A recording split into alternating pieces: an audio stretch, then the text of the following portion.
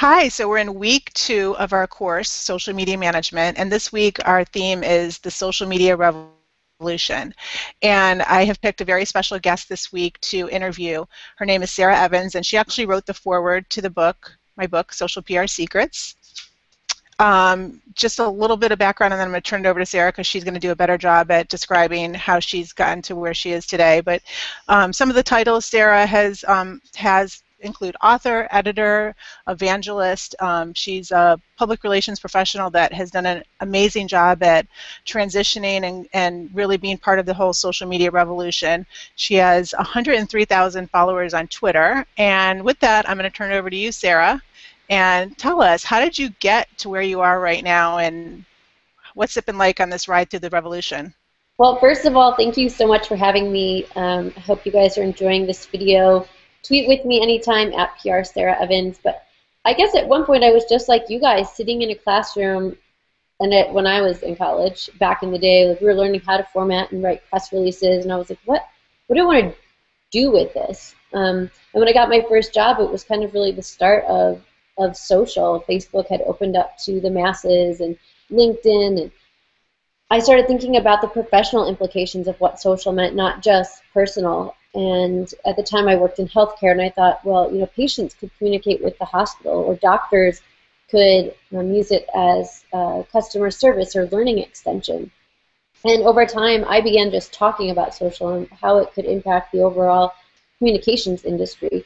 Built my own brand out of that. And it's funny how all the pieces kind of fell into play. I wanted to use it for professional, and then I couldn't find an outlet professionally, so I did it personally, talking about professionally.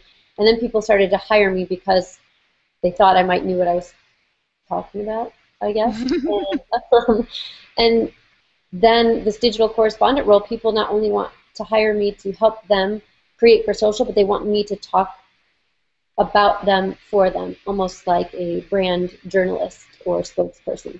So you've really morphed into this new role, and I just wanted to kind of repeat it so that everybody heard it. So the digital correspondent. So that's your title that you use from a professional standpoint. So tell us, what exactly is a digital correspondent? Well, ironically, it's very much what I was doing. I was previously a manager of communications and government relations. I was a director of communications for a community college. It's really encompassing that spokesperson role. So much of what I did in those roles was working with the media, talking with the media, communicating with various stakeholders, focusing a lot of times internal communications, external communications. But taking that corporate communications knowledge, the social media knowledge, and some journalistic nuances, and morphing them all together to create this piece. I think brands feel very comfortable knowing that I have a corporate background, so I'm not going to fly off the handle and say something that could tarnish them. That I can produce on the fly. Many times I'm hired for big or live events, things that have a fast-paced nature, and that I have a high-performing team that can come and create. Can you give us some examples of maybe just a couple of different, a day in the life of when you're working for a client, what you're doing as a digital correspondent? I'll give a few examples. If you're familiar with the South by Southwest festival that happens every year, there's an interactive portion. This past year I worked with PayPal. I was their digital correspondent for the event. We had an amazing media room, and I produced 5 days of content. So most of the time when I'm functioning as a digital correspondent, that means a lot of interviews. Whether the interviews are then used real time, or if they're edited videos, or if they're Twitter chats or Google Hangouts, it all involves some sort of creating content around interviews. So I produced 5 days of live interviews, meaning live in front of an audience, and then we edited all of those videos with PayPal to create a brand new video series for them called P2P, person to person. The interviews were typically high-level influencers and celebrities who came through the room. So that's one aspect. I work with Cox Communications. It's one of the largest cable companies in the U.S., and I'm an ongoing digital correspondent and spokesperson for them. So I do everything from quarterly satellite media tours, because those are still popular, to producing live. I'm putting up your Twitter. Oh God! I was like, oh my God, what happened? Okay. To doing live coverage from events like CES or the National Cable Show. So really creating content that general consumers can understand, but also that they can share and use with their internal audience and other stakeholders that they have. So you've been interviewing some famous people. Always for the past 5 years. It's a cool list. Yes. So tell us, what does today's workflow look like for the digital correspondent? And I think there's two brands. You talked about it earlier. There's the You brand. There's the brand called You, the personal brand, and then there's the brand for whatever the brand that you're representing, the corporate side of it. Mm-hmm. And I've gotten some amazing clients. I mean, I'm really very lucky. It's usually bigger brands that want to work with me, mostly because they have the budget or they're ready to take a little more risk as opposed to a brand that's just getting involved. But it's been fun. And as far as the workflow, a day in the life, what does that look like? The workflow has completely changed for me, and I mean, I admit I love my job. I love what I do. When I'm not traveling, I work either from home or from downtown Las Vegas, so I have a pretty cool work atmosphere wherever I'm at. But the workflow remains the same no matter where I am, and I've got my list of tools, so I have to have internet connection. I typically have my phone, tablet, and computer because I create different content for each of those.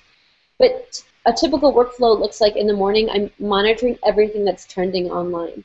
And I do that because I look to see if there's client opportunities, whether it's pitching something for the media, creating content for a certain brand, linking up journalists with sources. I've got a whole host of tactics that I use, but it all starts with finding out what's trending. So I'll go to the front page of Reddit. I'll check to see what's trending on Google+, Twitter, Facebook, the Instagram popular page. I'll go to pop URLs. I want to see kind of just what people are talking about or searching for. Okay, and then what do you do with that information? And then I go to lunch and work out.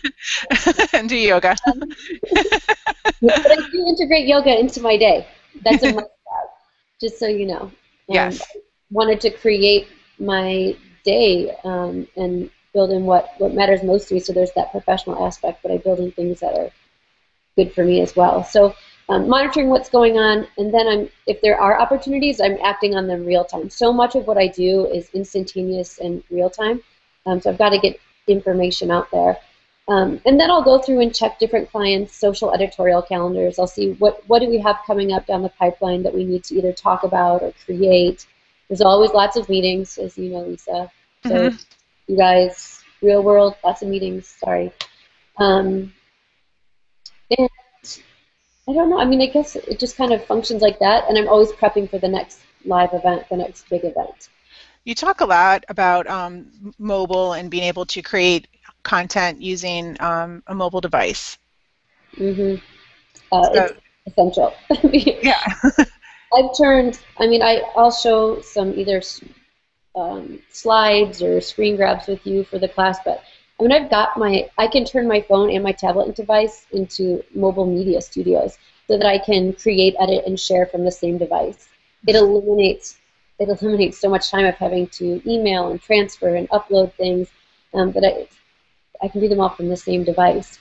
Obviously, you have to still produce high quality content, so that's in partnership with my video and editor that I come on site with when it's something we need to create more high-end for a brand.